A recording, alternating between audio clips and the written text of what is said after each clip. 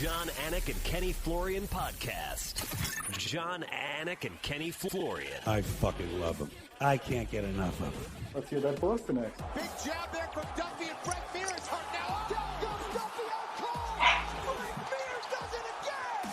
Rock'em sock'em robots here. Oh my goodness. I can't believe there are a couple of absolutely self-involved bullshit artists. Here are your hosts, Jon Anik and Kenny Florian. Oh, prime time live edition of the Anik and Florian podcast, and somehow I cut off Leon Edwards. Ray, I thought you did something about your dog. Is that your dog, Raymond? Man, is that really oh, what we're doing right now? Oh man, is it gonna? Can you hear it that bad? Can you, Kenny? Can you hear the dog? Oh, I can hear Lucky. We're gonna have problems because I can't bring her in here. Unless I close this other door. Well, I mean, this sure is heck isn't the way we drew it up. Yeah, you take your time. Shit. Holy shit, this dog's It gonna is kill me. Thursday, October 27th. The year is 2022. It's a half episode of the Anik and Florian podcast. Heaven forbid the guy mute the microphone when he leaves. I mean, this guy's Can we unbelievable. get Lucky's name in the lower third there, Cody? I mean, this is the victory tour. This is the victory tour for Ray Longo. Aljamain Sterling's chief corner. Anyway, we're very excited to have you with us, especially those of you joining us live. Of course, this will be repurposed on our YouTube channel and likely on the audio side as well, although maybe fucking not, Ray. I mean, really? Really? He's going to sabotage the program like this? The reason we actually started 7:32 p.m. Eastern Standard Time and not right on the screw 7:30 was so this dude could go do something about the dog, you know? And yet if you are a regular listener of our show, you know, Ray Longo has these Minutemen, right? This cult following that's sort of like anti-Anik, right? Who think I give him a hard time, you know? So what do you guys have to say for Ray? So we're very excited to be with you. We didn't get a chance to talk to Ray because he was traveling back from Abu Dhabi. So we'll talk to Ray. And then coming up bottom of the hour, Belal, remember the name Muhammad, will join us. Better? Sorry about that. Oh, for the better love or no? of Did you all tape his things mouth? sacred. Duct tape? No. What'd you do? No, we can only hope she stops. So those of you may not know that Ray twilights on a UFC Fight Pass offering called Extra Rounds. Like when they're cutting you a check, would they put up with that type of secondary noise? It's a serious question. I don't know. She's very temperamental. I don't know what the hell she's doing. Horrible. When Can you hear it now though? Is it should be a little lighter, no? Yes, it's manageable. It's Okay. salvageable. It's great to see you. Welcome home. Congratulations. Thank you very much. And again, John was a lifesaver. I had 2 tickets for my wife and Joe Spinelli, which was saved the day. There was no tickets left. So thank you very much for that. And congrats on the re-up. I think that's huge. Very happy for you. Big news. Thank you, buddy. And thanks for everything. The headphones, the check. You guys are the best. And, hey, we love you. Yeah. Standing room only in Abu Dhabi. Had to get Joey Spinelli in the fucking building, right? That we found a way. Joey Mortgage. Sometimes you hold back the tickets because you just don't know what's going to happen, right? And oftentimes I'll give them to a colleague or give them to a fan. I love giving my tickets to a fan, but nothing made me happier. I was sitting on 2 tickets. Longo comes up to me. The missus needs a ticket. I mean, nobody who I'd rather have sitting in my my nosebleed than Mrs. Longo. So. Were they nosebleeds? I don't even know. You have to ask your wife. No, I don't know. I don't know. I don't think she was bleeding. I saw her after the fact. She wasn't bleeding. Yeah. You know who else wasn't bleeding? Aljamain Sterling, huh? I think he had a little nick on his knee, but I'm not sure. Yeah. So come on, let's unpack this bullshit because I don't even want to spend too much time on this other imbecile. But yes, let us unpack this bullshit. I know you're laughing to Bank of America. Congratulations, second title defense for Aljamain Sterling. Right. TKO at 3:44 of round 2 after maybe a 10-6 in round 1. You talk us through it from your vantage point. It seemed like you or somebody in that corner saw the dislocation of the shoulder pretty early. What do you have for us? I think the award goes to Ally Quinter. I think he saw the shoulder out immediately. Look, first off, the kid went in there. We don't know anything. He went into the fight not knowing anything. I don't know if it's sheer arrogance on the other guy's part. Did he honestly think he could beat Aljo with one arm? I'd love to know what his game plan was. I'd love to know, did the team think he had his chance in that fight with one arm, if that's what was going on? Hey, sheer arrogant. Hey, I'm sorry. Was it just a cash grab? I mean, I don't know. I'd love to know what the game plan was to beat Aljo with one hand. That's all I want to know. And if it was coming out in sparring or coming out in training, did he put it back in and continue to train? I mean, Weidman's knee in the Bonfeld fight, he had a bucket tear locked up. He had to kick it back in himself. But during training, we were always yanking his leg back in, his kneecap. I don't know. What else we got? No, I mean, I have a million things. Cody, can he go outside and get away from the fucking dog? Can I ask the viewers if it's as distracting to them as it is to me? No, I've been waiting a long time to obviously chop it up with you about this fight, but it is wildly distracting. I can barely hear it myself. All right. No, sorry, Kenny. Am I making too much of it, Ken Flo? Am I? Right? I could be a little dramatic. I could be a little dramatic, you know? I could be a little dramatic. All right, let's get into this a little bit. So we sort of dissected this a little bit on our podcast, right? And I don't even know what the adjective is to describe what Aljamain Sterling has sort of dealt with in terms of like he becomes the undisputed champion by the wildest of circumstances. And now one of his 2 title defenses goes down like this. We talked a lot about big picture, how great his career now looks retrospectively, this 8-fight winning streak, all the big names on it. Say what you want about how this fight manifested itself. I felt a little shortchanged as an MMA fan because I was looking forward to seeing the back and forth, but I certainly love the matchup for Aljo. I love him from a betting perspective. I think against any 35er going forward, he should be favored to beat all these guys. But as a fight fan, I felt shortchanged. I feel like I'm settling in for a title fight, and one guy shouldn't have even been in there in all likelihood, right? I mean, again, we're dealing with things that Aljo has no control over. All I know is he did his job. 1 hand, 2 hands. He beat the shit out of the guy. I will give it up to him. He took it like a man. He could have tapped out early, but again, I think he's so competitive that it just forced him to take even more of a beating. And again, I don't know what the mindset is to send the guy out for the second round. Like, there's a lot of stuff. He tells Goddard in the back that if my arm pops out, I'll pop it back in. Like, what do you do if you're at the athletic commission? I'm not even sure about that. He put Goddard in a weird position. Like, I don't think this guy could do anything right at this point. And it looks like he's just going to go downhill. Every decision he makes looks like it's just stupidity at this point. Kenny, I don't know if you have anything for us on that. We talked about it in our full episode, Mark Goddard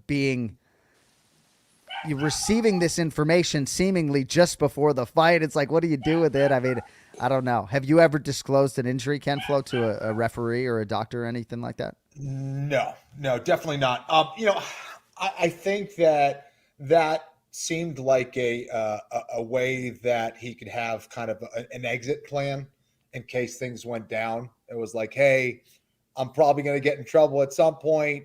My shoulder could go out, and he knew it was basically going to be the beginning of the end if that happened. And probably wanted the referee to know that, hey, if I get in trouble, it was kind of like a Jedi mind trick, I think, of a way of him to get out of the situation if he got in trouble. But it was a stupid idea, going in there in a professional mixed martial arts fight, let alone against Aljamain Sterling for the world championship, to have a dislocated shoulder. To do that, I think was foolish because it was only going to go one way. Yeah, I'm just curious. Did his team think he could win that fight? I don't know. I mean, there should have been someone around, right? A coach, somebody letting them know, like, what? Wait a sec. No, you're going to get another shot. And that's what I was talking to John about. It's like, it's not like TJ wasn't going to get another shot. It would have been annoying. He'd have to wait. But the only thing I can think of is that, he needed cash. I don't know. Well, look, he did earn it. Like, again, he could have tapped out quick if he wanted to, but he didn't. He took 10 minutes of really just being kind of mauled to death. So, I think he got what he deserved. So obviously you're not going out of your way to listen to our show, but I went to a different hotel in Abu Dhabi after the fight, and I ran into TJ and his parents, and he said he was basically faced with the proposition of another major surgery, sit out for a year, or try to tough through the training camp and get to fight night. Kind of felt like he was able to get his body to fight night. Didn't necessarily expect that it would go out in the first sequence, but maybe he should have been expectant that would happen. But yeah, it's a hard thing. You don't know what his show money is, but obviously he's missed a lot of time due to injury. Seemingly, if you take him at his word in our fighter meeting, he did say financially he has set himself up after fighting. But I do think it's hard for a lot of guys. You make the weight, you make the walk, you make $350,000 or whatever it is to show. It's a very difficult thing. You can't make that money doing anything else. I agree with you 100% on that. No, I'm not. I guess I don't know. It just. Well, no, I'm not taking. There's no side to be had. Like we bemoan the fact that we're not spending more time on Aljamain Sterling, and we will get there. But just a crazy circumstance, and if nothing, Aljo is familiar with those. Yeah, no. Like again, I think he did his job. He not only did he do his job. I don't care if the guy had one hand or one foot. The guy got the shit beat out of him. So it would have been worse if he didn't totally get the shit. And Aljo did pull back a couple of times. When we told him to attack the shoulder, he really didn't want to. I'm not even joking around. Yeah. I think there was one time he got hit. I don't think he really wanted to do what we would like with the, screaming for him to do. Because I think inherently he's just a really good kid, man. And that's not what he wanted to do, So how was the whole experience for you overall? How was the weight cut and everything with Fight Week? Was it all good? Yeah. I mean, it looked good to me. I don't get that involved the last 2 days. I kind of, back out. He spends with the guys. But I think the weight cut went really well. Yeah. So in terms of spinning it forward, this is now 2 defenses for your guy, right? And, my twin brother, and by the way, Belal Muhammad, Jason Anik, coming up 45 minutes, remember the show right on this channel. He hates when I talk superlatively about, like, greatest of all time, greatest bantamweight of all time, right? And TJ Dillashaw kind of unceremoniously took himself out of that conversation with the performance-enhancing drugs, right? But there isn't a long UFC bantamweight history. There aren't guys who have defended this belt time in and time out, right? Dominic Cruz's history happened in the WEC. And I'm just saying right now, you look at Aljamain Sterling with this 8-fight winning streak, you project him forward now against some of the guys who are coming up. This guy, it stands to reason, is going to retire as the greatest bantamweight of all time. And he's done it in sort of this under the radar way with all of these circumstances. And now all of a sudden you look up, it's like, man, there's a lot of green stripes on the kid's Wikipedia page. Yeah. Well, I did say this, Kenny, the week before when we were speaking that Jan fight, I think took a big weight off his shoulders. And I think this kid's he's going to get more and more confidence as time goes on. And I know he's got the talent. And I always tell you there's still another 50% Aljo you haven't even seen. So I think he's just starting right now, and he's in a great spot. So, bring on whoever they want to bring on. Cejudo, O'Malley, doesn't really matter. I think Aljo's in the zone right now. This is his time, and, man, he's capitalizing. So I'm looking at the UFC bantamweight rankings right now, and there is a number 2 next to the name Merab Dvalishvili. So the number 2 ranked contender. What are we going to do with Merab? Good problem to have, right, for the Hall of Fame coach. It's really a good problem to have.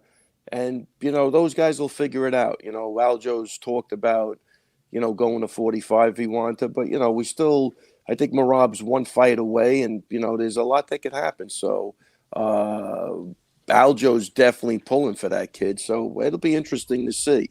But they're never going to fight each other. They're great friends. I mean – they're both part of each other's success. There's no question about that. It's like a DC and Cain Velasquez. It's the same thing. Then they were never going to fight each other. They weren't going to do a John Jones and Rashad Evans, which look at what a disaster that turned out to be. So I think friendship over money is always the way to go. And there's going to be 1,000 people that will say I'm an idiot, but money was never my God and it never will be. So, I love what I'm seeing out of those 2 guys as far as a friendship and a team goes. How long do you see Aljo at 135 pounds, or maybe how long do you see Aljo in the UFC for? Listen, you got to really talk to Aljo. I mean, he definitely wants to do acting. He's a guy that wants to test the waters with everything. So who knows? I'll tell you, he's at peace with himself now. He feels great. And I don't know. I don't think he's going to overstay his welcome, if that's what you're asking. But I don't think I mean, I as a coach, I think this guy's in a groove right now that he's got to just ride it out as long as he can. Yeah. No, it's really cool to have watched his career trajectory and to see him right here. What's up with a post-fight interview? He's so good at the podium, addressing the media after the fact, talking competitively like an athlete, the Aljo we all know and love. Then he gets in that center of the octagon. He starts, using foul language. Henry's whatever he says, The quirky Aljo comes out in certain moments, I think that's the difference. I think people base him on his after those interviews. But if you see him in the scrums and the interviews in the back, man, the guy just talks beautifully about how he's helping his mother and things he wants to do and accomplish in life and help people. Yeah. It's a totally, like you say, it's a totally different field. But I don't think many people get to see that. They see the antics, after he's just had a big victory and he's happy as hell and the adrenaline's flowing and that's it, So, are we allowed to ask you if you make more money with a successful title defense or not? I guess we probably shouldn't ask you that. Here's what we'll ask you, okay? Yeah. He didn't want to be asked that. You see I don't know I don't know where you're going with it, yeah. All right, so Anik and Florian LLC will cut you a check for $500 if you can correctly predict who Aljamain Sterling's next opponent will be. Also $500 if you can correctly tell us who Merab Dvalishvili's next opponent will be. Now, this doesn't mean signed fight. They have to enter the octagon. Chance for you to add $1,000, to the to the Longo Christmas Fund or whatever it is you guys do. I mean, you just flew your wife business class to Abu Dhabi, so every little bit helps. Aljamain Sterling's next opponent, I'd imagine you're going to go chalk and say Henry Cejudo, but we need to know who will be next for Aljo and who will be next for Merab Dvalishvili. That's a good man. That's a really good question. All right, well, as you chew on that, do you have an answer? By all means. I'll just take a shot. I'm going to go. Originally, I would have said Cejudo, but I'm going to go. It's going to be Aljo against O'Malley. Do you see? This is intel, right? I can't get anything resembling a fucking straight answer from this guy. But you dabble a little bit of cash, and then he gives you the most. No, I'm just kidding. All right. Okay, so what was the other one? Merab. I guess it doesn't really matter because we have to talk about this O'Malley Aljo stuff. We'll table that one. But if you want to, if you think it's going to be Sandhagen or someone for Merab, by all means. I think it's Sandhagen. All right. So why are you telling us that Aljamain Sterling's next fight is going to be against the now number one contender, Sugar Sean O'Malley? I mean, I think I saw something where he went back and looked at the fight and he thinks he won. I think if he would have thought he lost, he probably wouldn't take the fight, but I think he thinks he won the fight, and he's going to take. He wants the title shot. That's what they offered him. They said whoever wins this fight gets a title shot. So I think it's a no-brainer unless Cejudo can somehow sway the powers to be to let him in there, so he could bring the title back to Mexico. I think that's what he said he wanted to do. So did you see the O'Malley Petr Yan fight? Yeah. Well, look, I was in the back. Right. And I did watch it, but Aljo was warming up, so I can't say I watched it. But I did come back and rewatch the fight. I was going to say, if this was extra rounds, with that fat weekly check, you almost assuredly would have watched it back. So thank you for watching it back in advance of the Anik and Florian podcast. What do you have for us on O'Malley and Yan? Man, that was a super close fight, man. Yeah. In the back, I'm going to say, when I was in the back, I thought Yan got robbed. I thought he won the fight. But rewatching the fight, I think O'Malley got 1-3. But it was really super close. But I'm going to say, I think it's the type of fight, if you're a Yan fan. Look, wait, let me, before I even get to that point. I watched it today again with the guys in the gym. And with all of us standing there. 30-27 for Yan. They just wouldn't have it any other way. And I'm like, but this is like super close. I mean, this is close, man. I mean, you can't say it definitely isn't a robbery either way. And I'm going to say, if you're a Yan fan, you're going to see it for Yan. If you're an O'Malley fan, you're going to see it for O'Malley. I think it was that close, and, you got to go back to the score. You guys know how to score a fight better than me at this point. But, I do think O'Malley did some damage in that fight, and he looked pretty good. Yeah, That's how I saw it, Ray. I had first round for O'Malley. I had third round for O'Malley. Second round I thought was Petr Yan. Yeah. And prior to him getting knocked down, I thought he was winning the fight. Right. I don't have a problem if someone said, hey, Yan won 29-28. I think they have an argument there.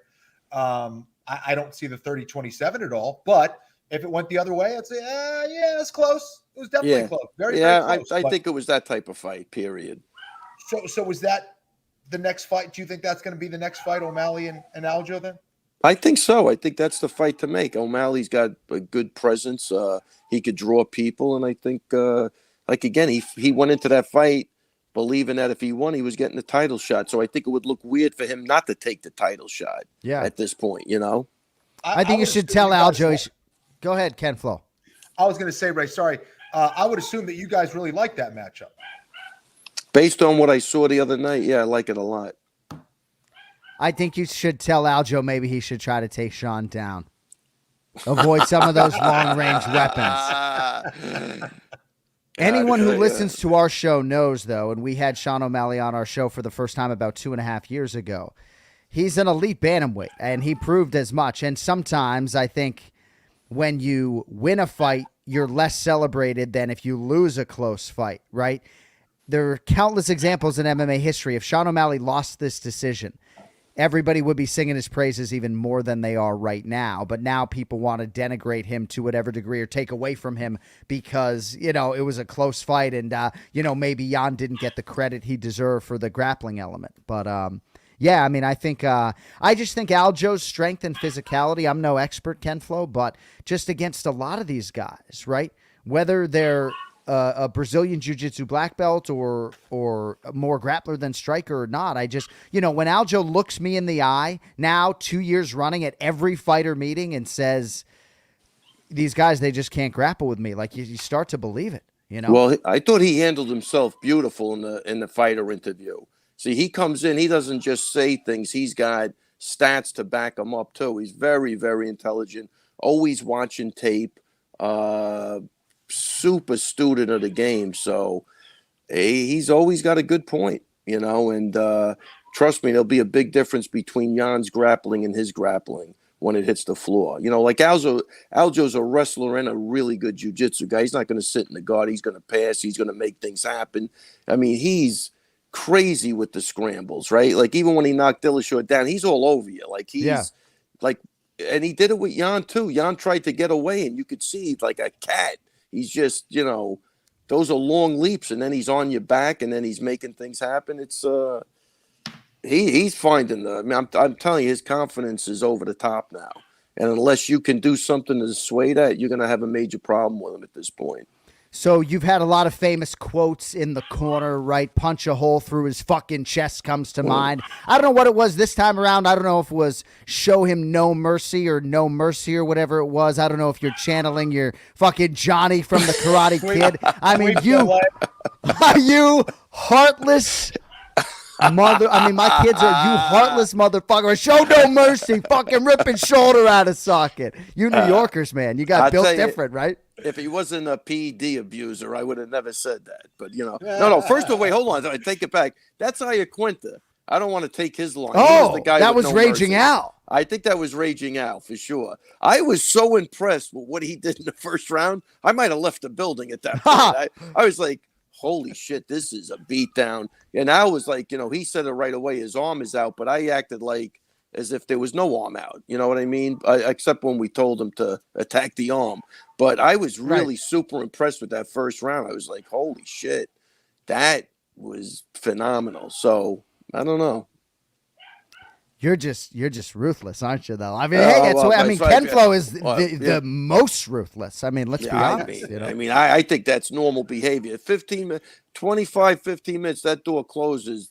Me personally, I don't give a shit. After that, I feel, I think I even apologized to one of his coaches, which I love all the guys in his corner too, which makes it weird. But I think I did apologize, and I think he said, no, it's fucking war at that point, which I agree with, Yeah, I mean, it's either you or them, right? Without a doubt. I mean, there's no – I don't want to see my guy get hurt. That's for damn sure. Absolutely. If they have an opportunity to hurt you, they're going to. I mean, that's the way you got to take it. So, But Just a weird circumstance. What's the matter with this guy? I just, if you think for a second, if Ben Askren is stiff as a board, if you think for a second, Ken Flo's getting one more elbow in, super necessary or otherwise, he is. He's not here to leave things to chance. He's just not. John, sometimes the free shots are the best shots. You know what I mean? It depends on the circumstances, right? It's like you get someone who's talking shit and 100%. saying certain things, they're insulting you. The guys, listen. It's like when I fought Joe Lozon, it's like, hey man, like I could have gone for a submission. I didn't. You gotta put a little oomph into it. I mean, Dillashaw did say Aljo's stand-up was an embarrassment to the whole division. Yeah. So, I think, I think he got what he deserved. I think karma's a bitch. And, again, why would you go in there with one? I mean, that I think is just insanity. Yeah. Longo firing on all cylinders. While we're at it, Ken Flo and I will bang on those Brockton boys, Lozon MMA. We're the Metro West boys. We don't have no silver spoons, Just because you live in the Metro West pocket doesn't mean Ken Flo and I, we did landscaping. We fucking dug ditches. That's right. You need to beat up on that Brockton ass 2008 UFC Fight Pass. That's why you guys are successful. You went through all those nasty, shitty jobs. I think everybody needs that, so they never want to go back to that shit again. Hey, I mean, I some of this is tongue in cheek, right? I'm not your foremost example. Jay, John and I grew up. We only had a 3-car garage. We didn't grow up with those other guys that had 4-car garages, right? Unbelievable. 3-car garage. Look at you guys. Yeah. Silver spoon. Unbelievable. Unbelievable. I should have known.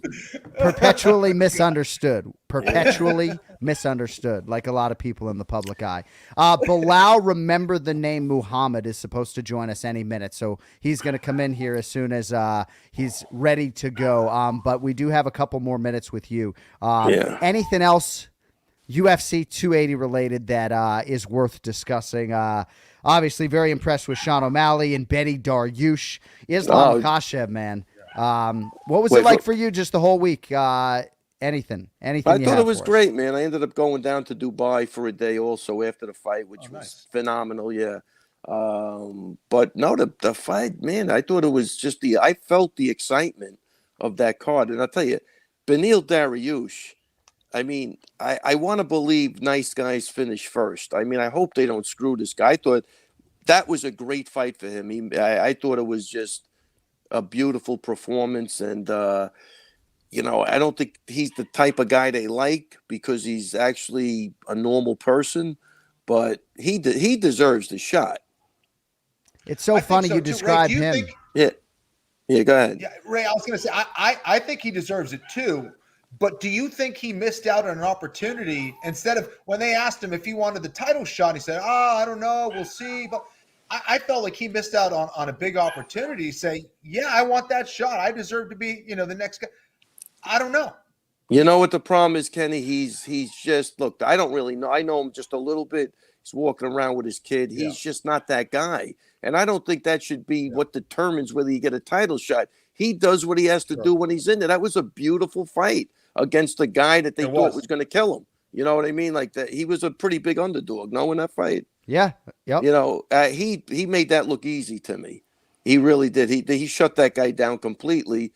And that's awesome. I think that's I'd like, listen, it's like talk with your fists. You know what I mean? Yeah. And that's what he does. I don't think you should make that guy act like a circus monkey jumping around in there to get a title fight. I know. Right? Sure, why change the guy? The guy's a great guy. Yeah. I agree, but I think he could have said, yeah, I think I just proved that I'm the number one guy. I should get the next shot, right? I mean, yeah. I mean, he could have. There's so many great fighters at 155. I think, on paper and based on his performance, he should get it. But a part of this is obviously asking for what you want and helping to hype the next fight. He doesn't have to go full Conor McGregor, but saying, you get a question, do you think you deserve it? A simple yes would have helped. He didn't even say that. Yeah. That's definitely not good. But I think I think he's a family guy and he loves to fight and that's what he wants to do. Yeah. And I guess he doesn't really, I think he's the type of guy that is expecting the organization to do the right thing. When he deserves it, they'll give it to him. And I think that's where the disconnect is. Knowing him, the little I know him, I don't know him that well, but you could see like he's just in a different space than most guys, you know. Well, but and you can control what you can control. I'm not going to share my opinion. You can check out our full-length episode. I gave a pretty long-winded take on that, but I think it's funny when you sort of say like nice guys finish first, right? He's sort of like a self-proclaimed asshole a little bit, right? Like he wants to kind of be this mean guy who keeps to himself, right? That is sort of left alone. You know, he is a nice guy inherently. But I think that he's just a fighter's fighter, man, and just a victim of circumstance right now. Hey, Ray, we're going to let you go, my man. We got Belal, remember the name, Muhammad, waiting on deck. But thank you for your time. Congratulations on another championship fight victory. And we'll talk to you in the regular Monday slot, I guess, next week, with or without your dog.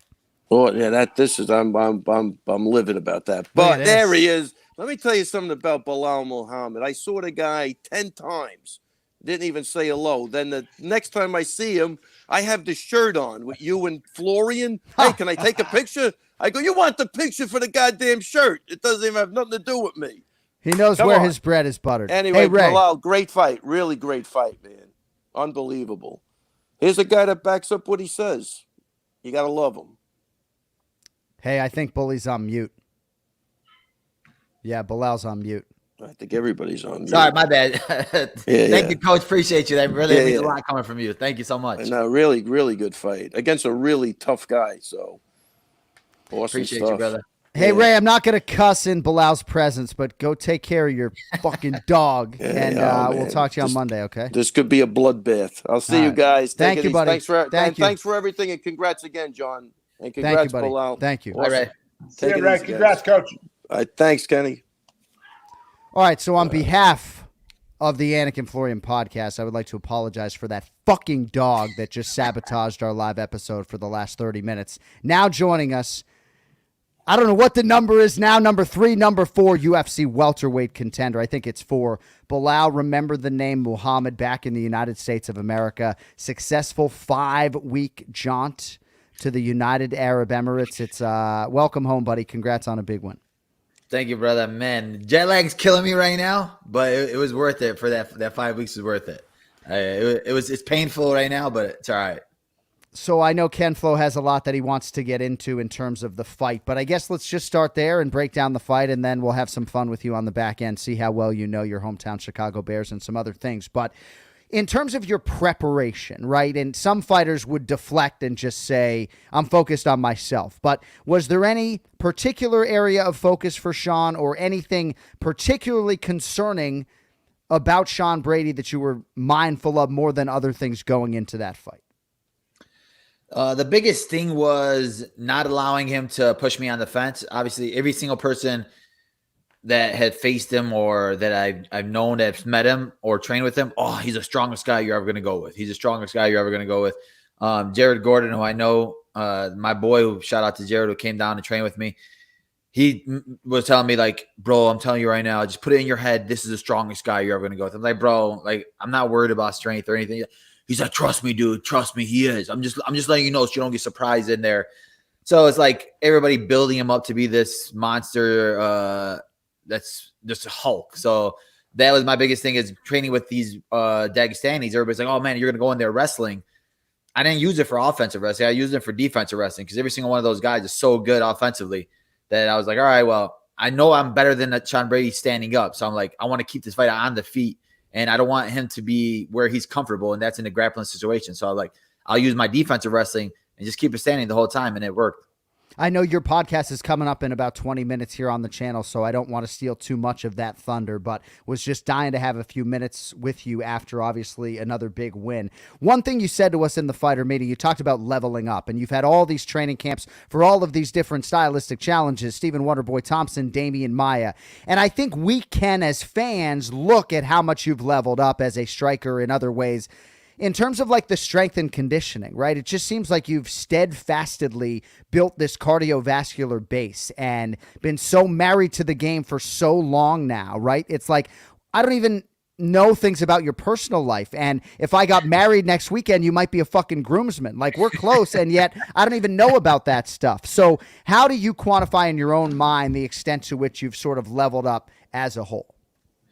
I think just from the beginning of my UFC tenure till now, it's like I've been through the ups and the downs. You learn a lot from losses, but I'm a guy that learns a lot from wins. Even with this win right here, we're looking at stuff that we did wrong either. Why did we get caught with this? Why did we get caught with that?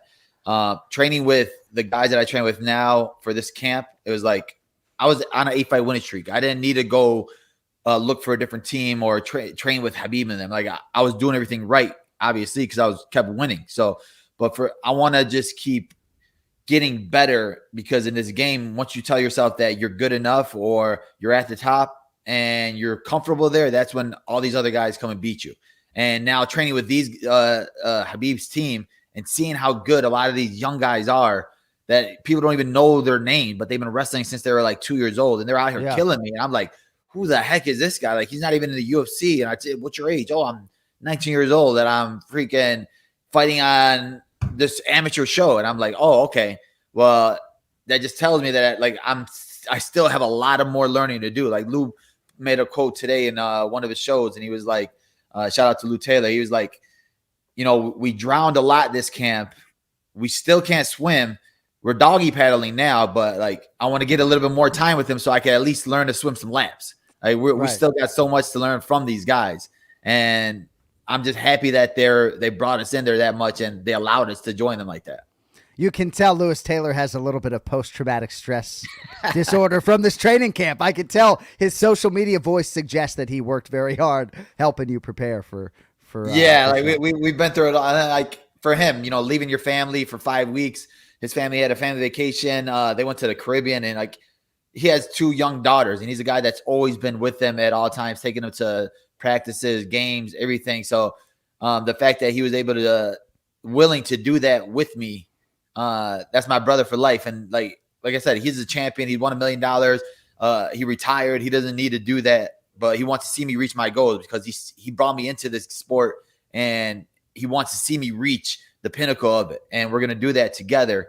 And it just feels, when we're looking at our journey, we're sitting on the airplane on a 16-hour flight. We're like, bro, just thinking back to where we were and where we are now, it's crazy.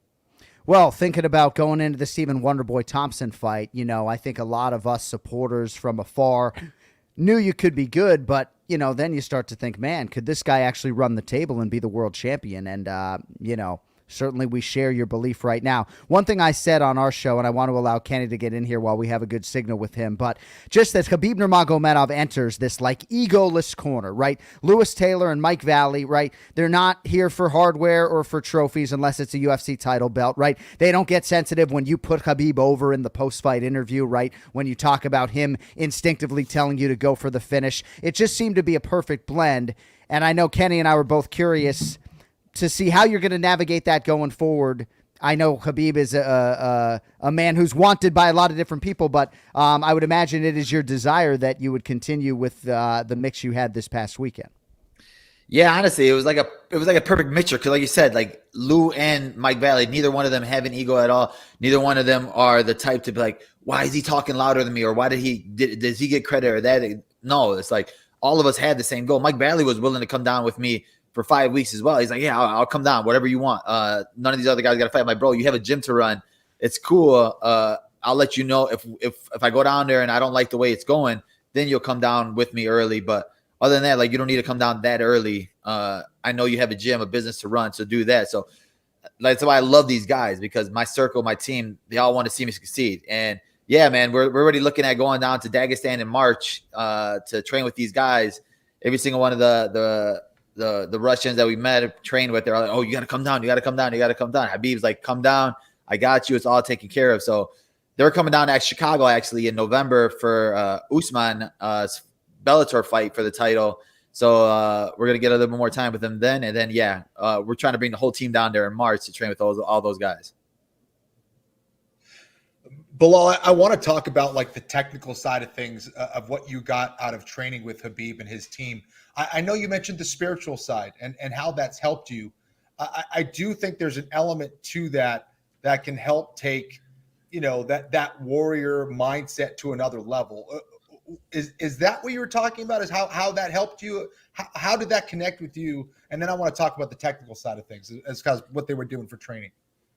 Yeah, like on the spiritual side, it's like they're very devout Muslims, and in America, we're devout Muslims, but like where they are, it's different because I'm in a team full of like Latino Americans, we're Christians, so like we don't have the same beliefs and religion. So, but when I'm with these guys, every single one of them has the same belief as me, and I'm learning new things from them all the time, and just their fight mindset. For me, obviously, like you get a little bit stressed, you get like, oh man, you get a little bit nervous for the fights, but for them, when Habib's telling you like God's plan's already written, that's it. You already put the work in. There's nothing else to worry about. And then you see Islam in the back texting and joking and all. Like they're like, I'm like, bro, are we about to fight right now or what's going on?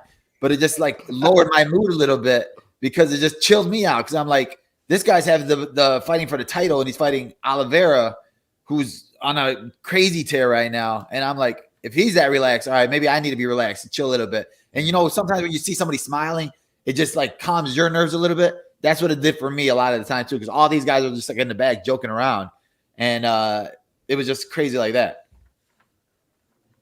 On a technical side, or maybe drill side, sparring side, are they doing things that are vastly different from what you and other teams are doing? Do you think? I think what they do differently. I mean, there's nothing special about it, but it's hard work. There's every day is either we're sparring, and then after your 3 rounds of sparring, you're going 5 rounds of grappling. And they're 5 rounds of grappling. Then Habib's calling me in the cage, and he's putting me on cage work where he's taking me down on the cage. And like, there's no time limit when you're in the cage with him. It's like, I'm like, no, the bell just rang, and he's just going until I either get up or like I drown. And for me, I was like, I'm not going to break with him on top of me. I'm not going to do that. Like, I don't want to look bad. But I just went 3 rounds of hard sparring, then 5 rounds of rolling. And then Khabib's just coaching. And then now he's ready to put his freaking shorts on. He's like, all right, let's get in the cage. Now it's me and you. And I'm like, bro, I just did this, and this. What are you talking about? And then Islam's looking at me like, yes, he does not know he doesn't know tired. He doesn't train no more. He doesn't know what tired is. And I'm like, bro, like, what do I do? He's like, go in the cage, brother. Go in the cage. And I was like, all right. And then literally, Lou posted a video, and it was like Habib mounting me, and Lou was just like, man, it's like watching your baby drowning, and I can't go in there because I don't know how to swim. And I was like, bro, please, like, help me. But mentally, it just helped me because it was like there's breaking points, and if you get past those breaking points, you know that there's nobody in the cage that's going to put you in those positions that you were just in with these guys. And also, like, technically with these guys, like Islam, for every count, like I have very good takedown defense. And just to see what his counters to my counters were, it's like, dang, I didn't even know that was possible. Because Islam's like a computer where he sees, oh, you think Dak's gonna work on me? Nah. And then he'll just adjust it to something else. So then that made me go, oh, dang, that's possible. And I'm like, it's crazy to see like the moves that they have. What's it like? Can you explain what it's like to roll with Habib and Islam? Like, what level are they at? Have you experienced anything like that? What are they doing that's special? Is it their heaviness? Are they just constantly moving? Like, what's it like? What is it? Well, one thing I learned from all of them is like there's not a flow road. There's not a, sometimes when you go with when you go with somebody new and you're like, oh, let me go with this person, let's shake hands, and I'll play guard a little bit, and flow roll a little bit. There's none of that there. Like, if you go with one of them, they're holding you down. They're not playing off their back at all. It's to get up. Like, it's MMA jiu-jitsu. Like, you get off the ground. If you're on your back, you're losing. And I'm trying to play guard and everything, and I'm like, dang, 5 minutes is up and I didn't do nothing. And then they're looking at me like, bro, you just lost that round. You just lost. What are you doing? Get up. And at the end of every practice, Habib's calling you out. Like, we're all sitting down and he's calling you out. Like, yo, you did this wrong. In a sparring match, it'll be like two guys like, yo, you got better striking than him. He got better striking than you. Why are you striking with him, moron? Take him down. The goal is to win. I don't care if it's sparring or I don't care if it's the fight. The goal is to win. So going with those guys, and, I'm getting yelled at the first 4 or 5 days because I'm trying to play guard. He's like, look at you. You just lost. every single round these first 4 or 5 days because you're trying to play guard. It's not jiu-jitsu, brother. This is getting up. This is MMA. Get to your feet or get on top. So just that mindset change. And then also the difference between them two is like Khabib wants to drown you and he wants you to like mentally break. Islam like has a heart a little bit. Like he'll tap you out. He'll be like, all right, you know what? Your arm's there dangling. Let me get you in a Kimura. Like Khabib, he sees your arm dangling. Nah, I'm gonna mount you right now. I want you to mentally break. So that's the difference between them two. It's crazy. I love it. No, I think people are going to really enjoy hearing all of that insight. Cool. And again, plenty more coming up with Belal here at the bottom of the hour. I rewatched the fight. I thought your post-fight interview was fantastic, just in terms of acknowledging that, you know, whether it's now or later, you probably were going to have to pass the Sean Brady test. It's circumstances here that you take his O. And there's a famous saying, to the victor go the spoils, right? And if you are to, on a platform, take on the entire city of Philadelphia, Pennsylvania, you kind of got to win the fight, and winning it by knockout, I guess, makes it a little bit sweeter. It was sort of an interesting backdrop to the fight. Now, you guys were supposed to fight in December of 2020, I guess, at one point. But obviously, since that point in time, you have become main event Muhammad and beaten guys in the top 5. You were fighting down in the rankings here. There was a lot to this fight, and maybe you took exception to the way he called for this fight, whatever it was. Some people suggested we saw a side of you that we had not seen before. And I don't know if we had seen it before or not. I know that you can have an edge to you, but you sure as fuck were able to channel it in the right way. It's got to feel good when you talk the talk as a humble man that you are to walk the walk like that. It's got to feel pretty good to be able to do that and perform. Yeah, like you said, the way he called it out, the way he was, and then I had so many of his friends and cousins in my DMs like, stop being scared, take the fight, you're a coward, this, and this. Right. And I'm looking at it like, bro, are you guys serious right now? So like, yeah, it pissed me off, especially coming off of like fighting 3 of like the nicest guys in the world, and Damian Maia, Wonder Boy, and Luke. Like none of them guys gave you anything to like want to come at them for. So fighting a guy that actually did, and then talk trash to you a little bit, and I just felt disrespected by the UFC in general because I'm like, bro, I just fought number 5 twice, beat number 5 twice. Why am I going downward now? And I just felt like they don't want to push me. So I was like, you know what? I got to go out there and I got to go out there and show them my worth. And I feel like I did that. You most certainly did that. You got the bonus. And we're in the business of handing out money right now. So before we let you go, we basically have a $1,000 proposition. It's Ken Flo's money, essentially, right?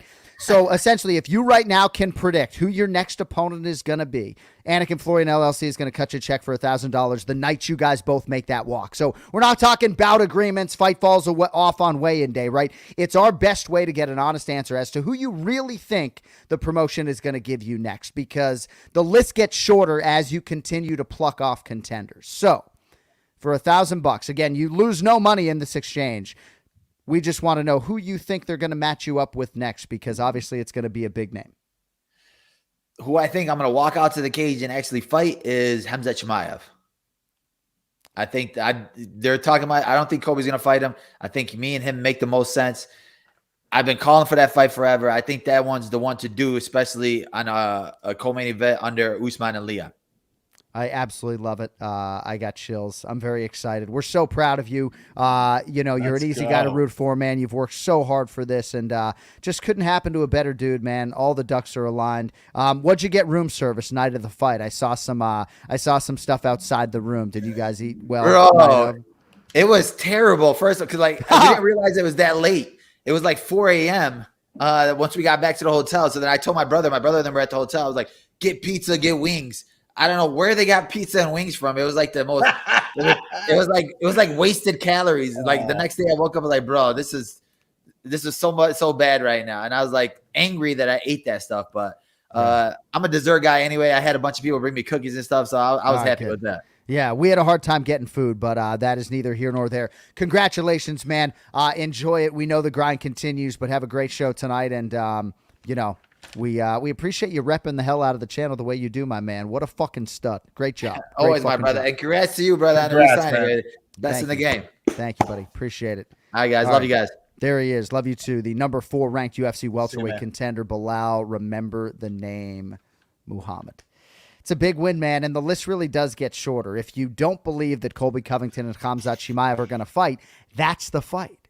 And it's under Kamaru and Leon, and God willing, it happens in the UK, where we haven't done a pay-per-view since Hendo and Bisping Act 2. Big things for Bully. You know? I mean, Ken Flo, like, I feel like when... he's earned it, man. I feel like when we started his show, you know, maybe he was like number 20 in the world or whatever, you know. Cody would know better, probably around there, but very good stuff. All right, Ken Flo's back to BattleBots duty on the West Coast. We are back in our regular slots Sunday, Monday. We will recap UFC Fight Night, Calvin Kattar versus Arnold Almighty Allen, and anything coming out the backside on UFC 280 as well. Thanks for indulging us with the live episode. Don't forget, bottom of the hour, Belal Muhammad, Jason Anik, Remember the Show, live every Thursday on this very channel. And again, thanks everybody for checking us out. We will talk to you in a few short days in the regular slot. Until then, yo fucking later.